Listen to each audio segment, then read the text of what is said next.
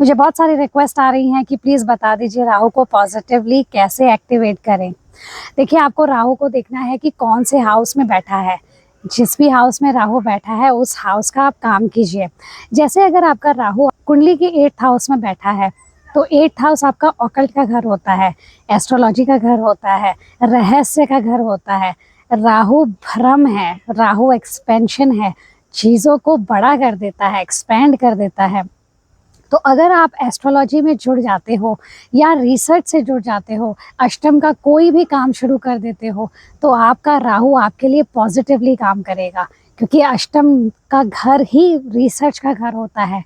तो आपको रिसर्च में जोड़ के रखेगा, पॉजिटिवली एक्टिवेट हो जाएगा। 8th हाउस को ससुराल से भी जोड़ा जाता है। तो अगर आपकी शादी हो गई है और अगर आपको इन लॉज के साथ दिक्कत हो रही है, तो 8th हाउस जब पॉजिटिवली एक्टिवेट होता है ना, यानी कि 8th हाउस के जब कार्य शुरू कर देते हो आप, राहु पॉजिटिवली एक्टिवेट हो जाता है।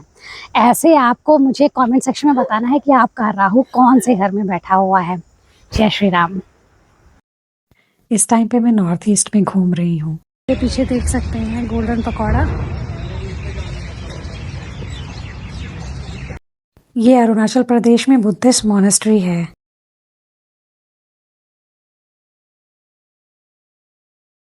नॉर्थ ईस्ट बहुत ही प्यारा है और ये बहुत बड़ी मॉनेस्ट्री है। इसका नाम है गोल्डन पगोड़ा। पूरे भारत में जहाँ इतनी ज़्यादा ठंड है, वहीं नॉर्थ ईस्ट का जो वेदर है वो इतना प्लेजेंट है। बहुत ही ज़्यादा अच्छा वेदर है। रात को थोड़ी सी ठंड हो जाती है लेकिन सुबह शाम गर्मी होती है। ये जो आप धुआं देख रहे हैं ये फॉग नहीं है, ये यहाँ पे अगरबत्तियाँ जलाई हुई हैं उसकी वजह से धुआं हुआ है। बहुत ही प्यारी खुशबू आ रही है। इस खुशबू की वजह से बहुत पॉजिटिव एटमॉस्फेयर लग रहा है।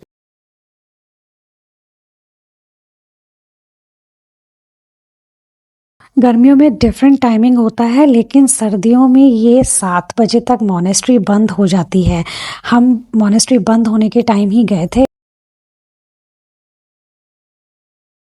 अरुणाचल प्रदेश के लोग बहुत ही प्यारे हैं, बहुत ही ज़्यादा हेल्पफुल हैं। अगर आप रास्ता भटक जाओ और रास्ते में रुक के किसी से भी आप रास्ता पूछोगे, एडवाइस लोगे कि कहाँ जाना चाहिए, क्या देखना चाहिए, ये लोग आपको बिना स्वार्थ के आपकी मदद करेंगे, आपको रास्ता बताएंगे। यहाँ तरह तरह के फूल खिले हुए थे। बहुत ही प्यारी खुशबू आ रही थी। फूलों के साथ साथ अगरबत्ती की खुशबू जब मिक्स होके आ रही थी ना, वो अलग ही खुशबू दे रही थी और इन फूलों के आसपास घूमने से बहुत ज़्यादा अच्छा लग रहा था। ये भी मॉनेस्ट्री जैसा ही है, उसी एरिया में है जहाँ पे गोल्डन पगोड़ा है, लेकिन मुझे नहीं पता है एग्जैक्टली ये क्या है। अगर आप में से किसी को पता है तो कमेंट सेक्शन में ज़रूर लिखिएगा। कई बार नेचर ही आपको हील कर देता है। आपने ये सुना होगा कि जब फूल खिलते हैं उनकी खुशबू और उनके खिलने का जो अंदाज़ होता है, या जब खिले हुए फूलों को आप देखते हो आपका मन भी उसी तरह खिल जाता है। सेम इसी प्रकार से जब भी आप उदास हो, आपके मन में स्ट्रेस हो, आप अगर ऐसी प्यारी सी जगह में घूमने चले जाते हो ना, आप कभी भी करके देखना, चाहे घर के पास वाली कोई जगह हो, आप ज़रूर खिला हुआ महसूस करोगे। हम गोल्डन पगोड़ा के बाद दूसरी डेस्टिनेशन में गए थे। ये एक रिज़ॉर्ट है अरुणाचल प्रदेश में ही। ये बहुत ही प्यारा रिज़ॉर्ट है। इस रिज़ॉर्ट का नाम है तोक्शीता।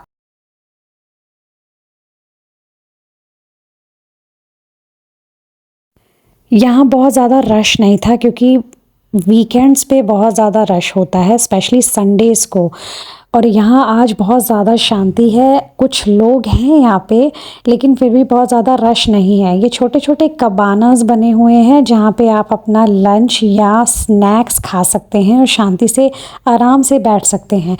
इसका जो सिटिंग अरेंजमेंट है ना, वो नीचे बैठने का है, जैसे आपने जापान या चाइना में देखा होगा।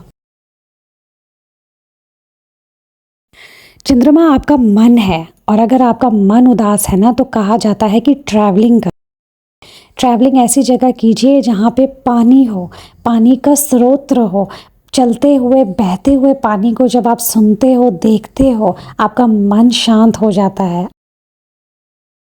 ये है इनका सिटिंग अरेंजमेंट। टोक्सिता रिजॉर्ट के बाद हम हिमनाम चले गए। ये भी एक रिजॉर्ट है अरुणाचल में, बहुत प्यारा।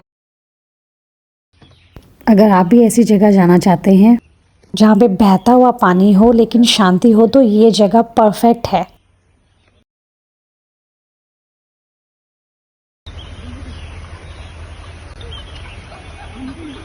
अगर आप भी नेचर लवर हो तो आपको ये जगह ज़रूर विज़िट करनी चाहिए।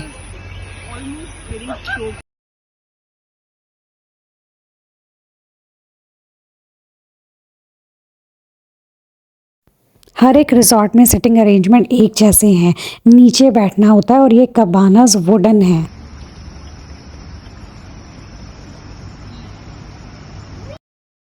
जब ठंड ज़्यादा बढ़ जाती है तो यहाँ पे ये कैंप फायर करके बैठ जाते हैं। मैं चाहती थी कि आप सब भी देखें कि नॉर्थ ईस्ट कितना ज़्यादा प्यारा है, इसी वजह से ये शेयर आपसे कर रही हूँ। जय श्री राम।